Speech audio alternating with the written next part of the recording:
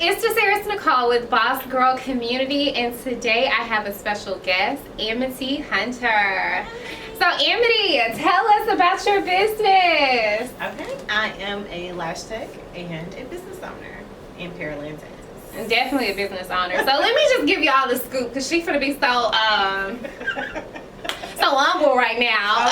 Okay. So Amity actually started in the game probably a little bit before me back in 2013, and we're here now. And she just opened up a new location in Pearland. Yes. We're not gonna downplay this, because baby, this journey that we have been on. Yes. So tell us a little bit more about like your journey from kind of where you started and then where you're at now. Having been in the industry since 1999. Okay. I went to Worthing High School. Okay. Graduated with my cosmetology, and then I left and I went to California. Okay. So when you went to California, was it for beauty or was it for something else? It was actually for beauty industry, makeup industry. I wanted to, and this is just a little plug. I'm gonna go back to that. Okay. Right? I'm sorry. I wanted to be a makeup artist because I felt like I was not achieving my ultimate goal with the cosmetology part. Okay, and that you makes already sense. know it's different in umbrellas under that one. Right. So at that time, I felt like my teacher didn't teach me enough. Okay. Right. So you wanted more, and I wanted something education. different. I wanted something exciting, something fun and spontaneous. So my mom was like, "Well, what do you want to do? You want to go to school? We got you, And I was like, "No, I'm gonna do makeup." Okay. She was like, "What?" I can just imagine. She was like, "You want to do what?" I said, Right. "Makeup." And at that time, it was popular only to people that were aware of it. Okay. I think it was kind of like a hush-hush industry. Right. A lot of people knew about it, not really more of our skin ethnicity. And can I say this? Because I think, not just dating back to 1999, but I just know me entering the industry in 2013, around that time. I know during that time, if you were looking for like a makeup class, you had to travel. You had to either go to New York or you had to go to Cali. In the South, it was not a lot of classes that offered anything, especially for our demographic or our ethnicity or whatever. Right. So you really had to kind of branch out and kind of expand and kind of learn. You had to take your education in your own hands and just get on that plane and just go where you need to go. I did that. And I did that because she was like, "Well, where you gonna go?" I was like, "Well, I found one in Manhattan." Okay. It was more talked about than the one in California. Okay. And I was like really determined to go visit. And she said, "Oh no, ma'am, we're not doing New York." Okay. She was like, "We don't know anybody," and I have a big family, girl. Okay, got it. So it was a safety. It was a safety thing. She was like, "We don't have no family out there," and Right. at that time, I was very anemic. She was like, "It's very cold out there. I don't think you're gonna do this." No. So we're gonna go to Burbank. Okay. And I had family in California. Okay, that makes sense. Through my grandfather. Okay. So I ended up at MUD with makeup designery school. Oh, okay.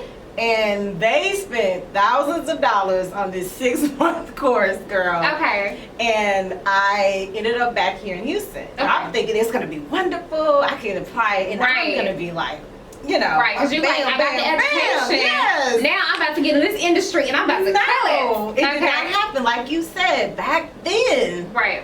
It was not popular. Right. And to do people's makeup, it was like, well, you can't do it for free?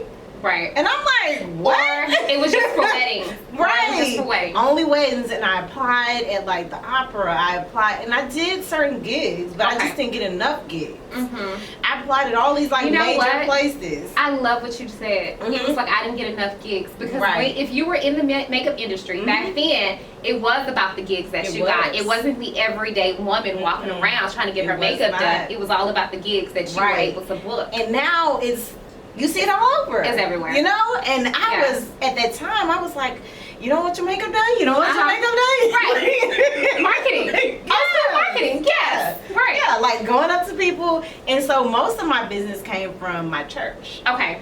And what was the great thing, the lady that did wedding coordination, she came to me, she said, well, hey, why don't you do makeup for us. Okay. You know, for just this church, and it manifests into me going to school for esthetician.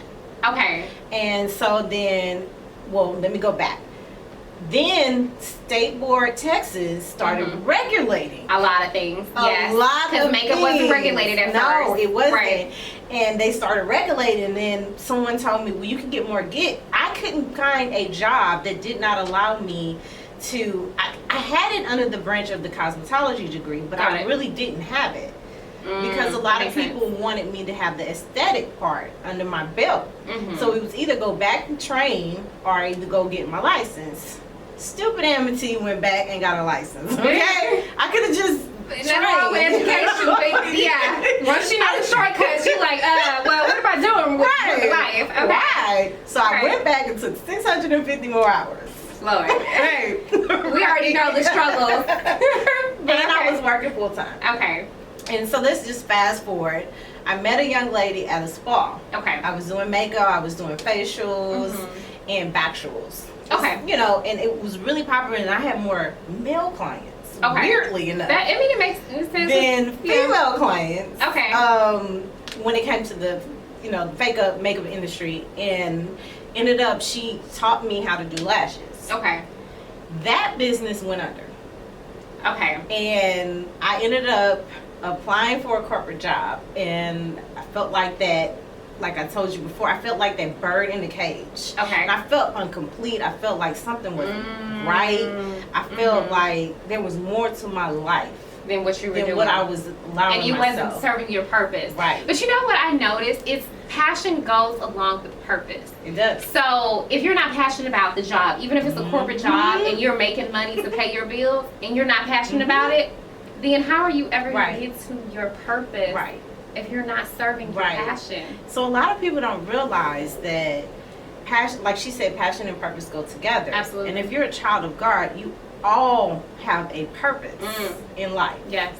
Whether it is for you to be in corporate, whether it is for you to be an entrepreneur like we are, you have a purpose, and you need to hone in and ask God what that purpose is. Ooh. And it, you know, you might serve Allah, whatever, as Allah, but hone into your spiritual being and figure out what it is. And in that industry, the aesthetics industry, it was more about your spirit. So your clients, even now, they pick up on your spirit and your energy. Right. And this lady told me, she said, find your passion. And I was like, at work, I was like, in my corporate job, typing, and I was like, what do you mean find my purpose? I'm, you know, I'm making money, I'm paying my bills. That is my purpose, right? My purpose is to get by. And back then, you know how our parents taught us to get stability, security, pay your bills, pay off your loans. And I had a lot of student debt loans, so yeah, girl, you like, I need this check because these bills got to be paid. So I get it. And so I just randomly started playing, and I ran across the last studio that we worked at. Okay. And from there, it manifested it into what it is now. I cannot take away the struggles and the trials that I went through, even when I was at the last studio. Right. Because I don't know if you remember, you were the one that they wanted. They didn't want me. I don't remember that. Yes, ma'am. And it's funny because I'm the one who got fired.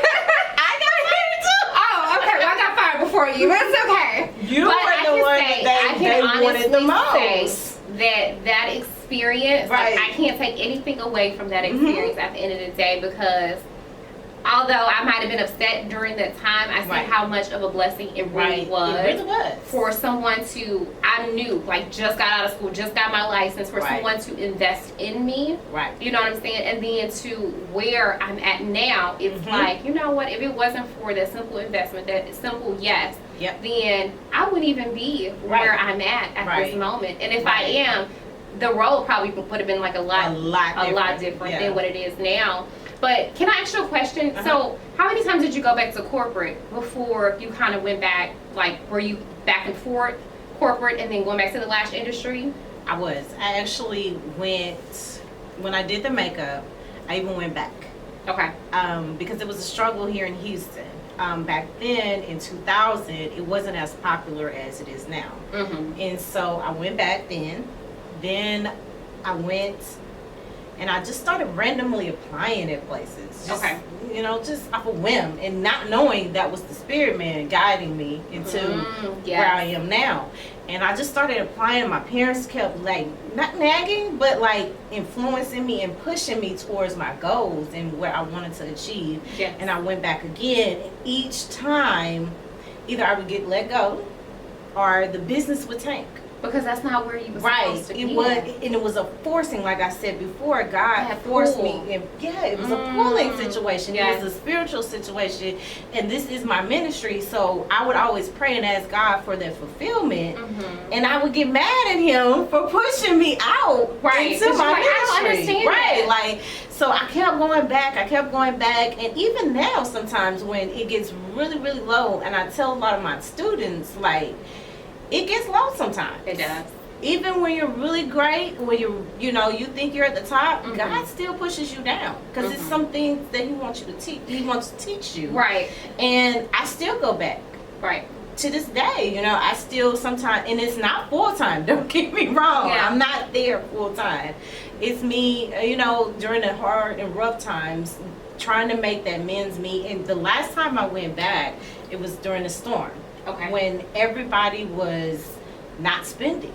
And it wasn't that I let go of my business. I just did it part-time. Okay, that makes sense. And I made the corporate my full. Okay. And then I started noticing, wow, I'm working 80 hours for this?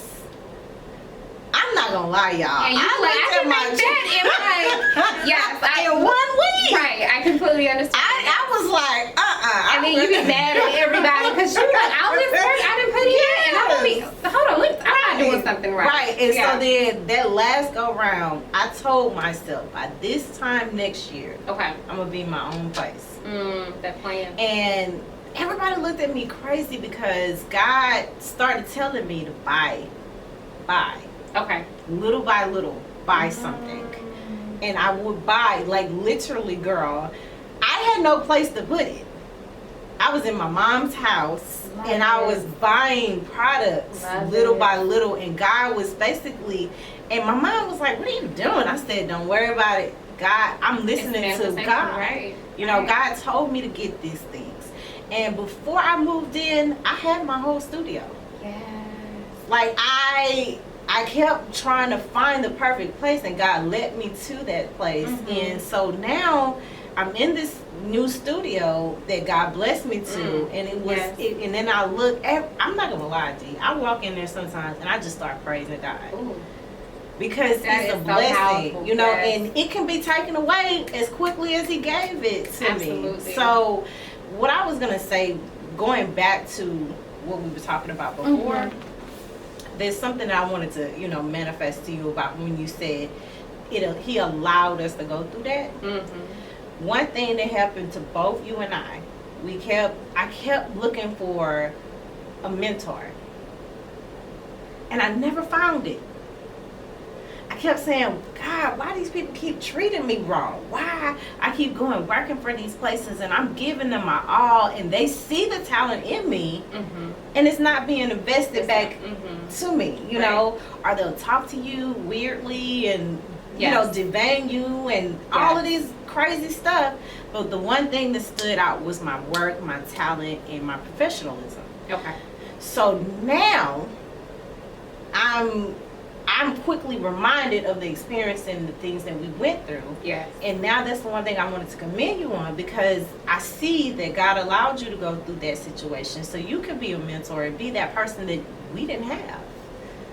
That's a blessing, because when you remember when I left, when I got fired. We all got fired, When I got fired, I found a place, and it was an African American lady that I worked for, and she treated me worse than some of the foreigners. And I cried.